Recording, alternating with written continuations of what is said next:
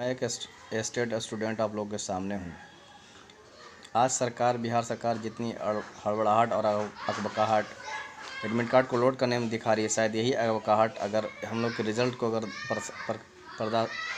प्रकाशित करने में अगर दिखाती तो फिर हम लोग का जो जो स्टूडेंट लोग जो परेशान हो रहे हैं उनके साथ शायद ये परेशानी नहीं होती।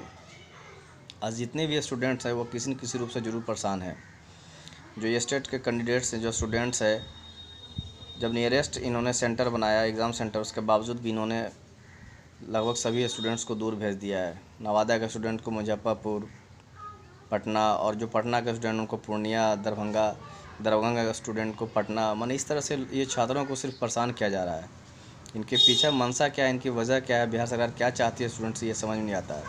कहाँ तो ये स्टूडेंट के बहुत हितैषी बनते हैं और कहाँ फिर इस तरह से ये करते हैं। और एक सवाल और ये उठता है कि जब ये कोर्ट में मैटर है, जब कोर्ट से अभी कोई डिसीजन नहीं आया, कुछ ऑर्डर नहीं आया है, फिर क्यों इतनी अकबकाहट में ये लोड करना चाह रहे हैं? क्यों ये बताने की कोशिश कर रहे हैं कि हम एग्ज़ाम लेने की कोशिश कर रहे हैं? कोर्ट को तो सबसे पहले ये सवाल बिहार सरकार से पूछनी चाहिए कि जब मैंने कोई ऑर्डर ही नहीं दिया है तो फिर आप इतनी अकबकाहट में क्यों हर चीज़ कर रहे हैं?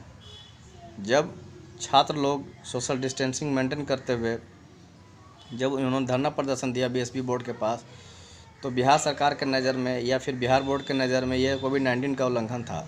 तो क्या अभी इस कोविड-19 के दौर में ये अलग-अलग जो सेंटर जो बना दिए हैं, दूर पे जो सेंटर बना दिए हैं, क्या ये कोविड-19 का उल्लंघन नहीं है? छात्र किस प्रकार से जाएंगे, किस प्रकार से वहाँ रुकेंगे?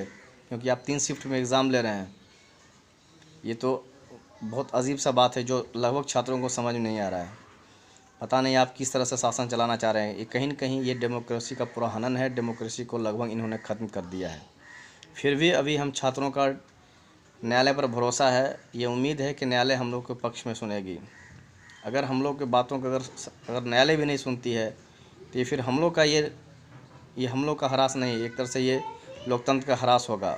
और ये कम से कम जो न्यायालय से लोगों को, जो जनता को, जो छात्रों को उम्मीद है, कम से कम न्यायालय इस बात का, इस गरिमा को बनाए रखे कि छात्र के हितों की रक्षा हो और उसका ये जो उम्मीद है वो नहीं टूट सके। वो कम से कम सारे पहलुओं को ध्यान में रखते हुए कि कहाँ किसका फॉल्ट है, क्योंकि सबसे बड़ी बात है कि एग्ज़ाम में धांधली नहीं हुई। अगर धांधली हुई तो फिर कौन लोग इसके दायरे में आए? कौन छात्र थे जिन्होंने क्वेश्चन को वायरल किया? उस छात्रों को मोबाइल किसने प्रोवाइड किया? किस केंद्राधीक्षक ने इस तरह की हरकत की?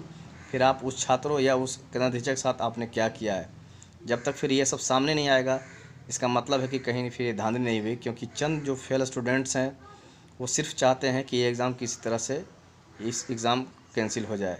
लेकिन ये न्यायालय को सोचना है कि वो किसके पक्ष में जाती है, वो सत्य के साथ देती है या फिर असत्य के साथ।